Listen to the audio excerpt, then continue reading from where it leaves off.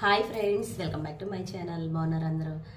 నాకైతే ఇప్పుడు బాగా తలనొప్పిగా, అంటే తలనొప్పి కాదులే కానీ అసలు అదే గొంతులో అంతా గరగర ఏదో చూడండి, దగ్గితే ఎలా ఉందా అలా ఉందనమాట.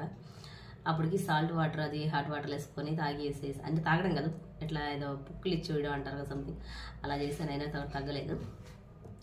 ఇంకా మెడిసిన్స్ కూడా తగ్గట్లేదు.